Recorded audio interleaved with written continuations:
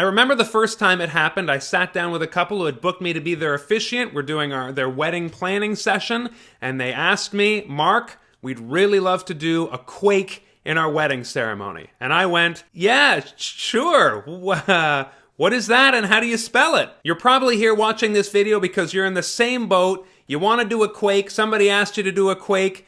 How do you do a quake?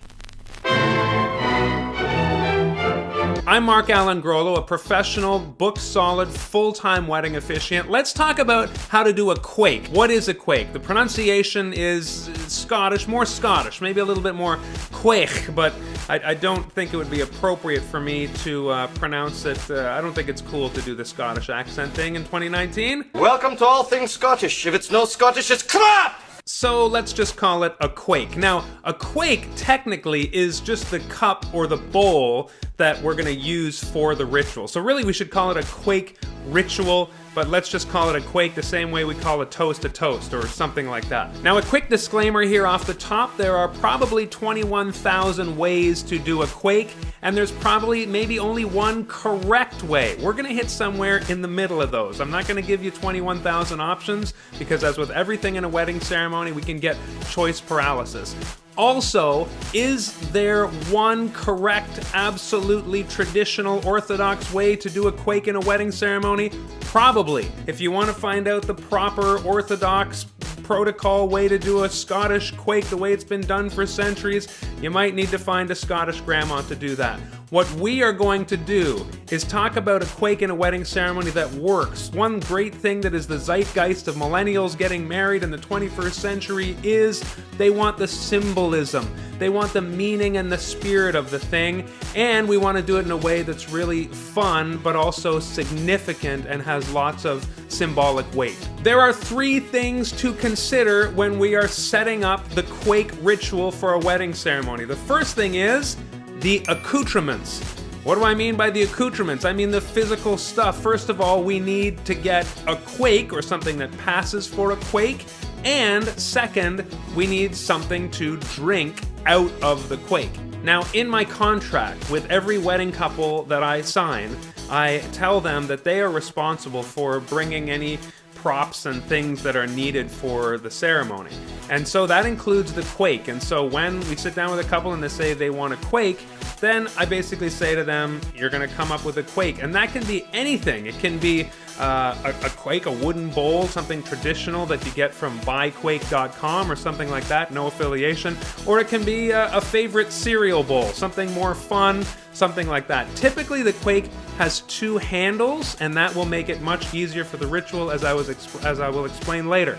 Now, of course, what do we put in the quake? Typically, it's scotch, straight up, a nice, strong, neat scotch that the couple exchange together. And so you're gonna need those 2 things, some kind of vessel, a bowl, preferably with 2 handles, and a drink that they can put it in, which can be anything from water to the good stuff, scotch. Now, you might be thinking, or the couple might say, drinking straight up scotch neat with no water, with no Coke in it, anything like that, I'm not sure I'm up for that. I would argue that's precisely what's so great about the ritual. Not only is it really meaningful and significant, and when we say the words, the guests are all in the moment, but also just watching somebody drink scotch that is not used to it is heck of an entertaining moment. So let's say we're gonna go with the scotch. The second thing we need to consider when we're doing a quake is where to put the quake in the wedding ceremony. Now, I find it best to do the quake right after the signing of the legal documents and right before we present the couple for the first time and send them down the aisle. Now, I'm in Canada where doing a signing is very typical. It's the norm in the ceremony. Some places in the world I'm well aware of, you don't do a signing at all. In which case I would say the quake comes best after we pronounce the couple as married and they kiss, and then it's a bit of a party atmosphere. And then to kind of seal the deal, we say, all right, this couple wants to observe the tradition of the quake and kind of make it official, their first married moment. sharing the quake ritual. If we do the quake before they kiss and everybody cheers and there's a fun vibe developing, then the quake can be a little bit uptight and somber, and in my experience, it's just not great to have a logistical ritual like that. I guess especially if somebody, if the bride takes a drink and her face all screws up and people are going to be laughing. The quake is going to be a fun moment. It can be a lot of fun, especially if they incorporate their wedding party, as I'll discuss in a moment. And so the best time to do that is after all the tension of the vows and the ring exchange, after all that's out of the way and they've kissed and everybody's cheered, and now we can get on with something fun like the quake. So now that we've talked about what we need to perform the quake, essentially we need a quake and a liquid to put in that quake, and we've talked about when to do the quake, which is, I think, the best time to do it is after the kiss and or signing. Let's move on to what to say and what to do for the actual quake. And I'm going to break it into 4 steps, 4 parts of the process to do a quake really well in a way that works. The quake is essentially a ritual where the couple are both holding onto the cup and each taking a drink together while they're both holding it. It symbolizes their unity, their coming together, and their inseparability from this time going forward. As with all things in a wedding ceremony, we are kind of the master of ceremonies as officiants, and we want to think about how a ritual, how anything we do up there will play in front of the guests. And basically, what we want to minimize is something happening, especially a couple doing something, while 150, 200, 300 people are kind of looking on, watching, and we want to avoid dead air or silence. We basically want to share the spotlight, take some of the pressure off the couple, and so that means in terms of doing a quake, we want them to be doing their quake thing, their drinking and the pouring and all that stuff, but at the same time it's ideal, it's best if we are talking and sharing the spotlight. So step 1 to preparing the structure of doing the quake ritual is getting the quake ready.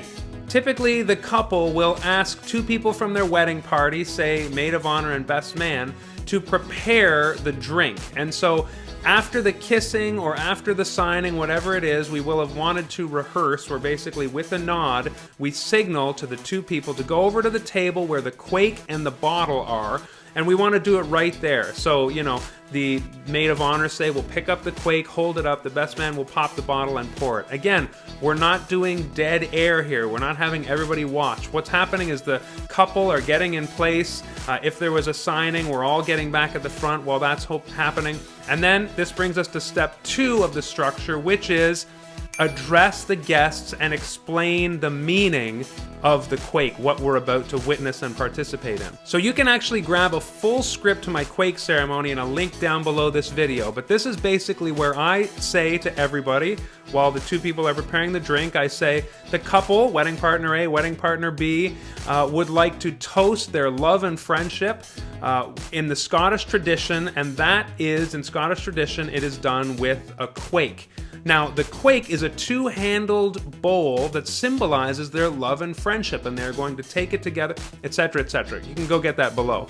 But basically, while the drink is being prepared, we're explaining the ritual, we're taking the focus off of, the nervousness of the people pouring the drink, and people are watching us, and they're getting the meaning of what they're about to see. This brings us to the 3rd component of the quake, which is one of the designated people who prepared the drink comes over to the couple, holds it out to them, and the couple each grasp the vessel. If it has 2 handles, they each grasp one handle. If it doesn't, then they can each kind of hold one side of the bowl, and they both continue to hold it the whole time and raise it to each of their mouths as they take a turn. Yes, it's slightly awkward, but it's very meaningful. But again, you might get some giggling here and things like that. If you haven't finished your spiel about what the quake is yet, keep going with that. If you have finished it, then step aside, let them have their moment in the spotlight, because that's what it's all about. Which brings us to the 4th part of doing a quake, which is optional but really fun.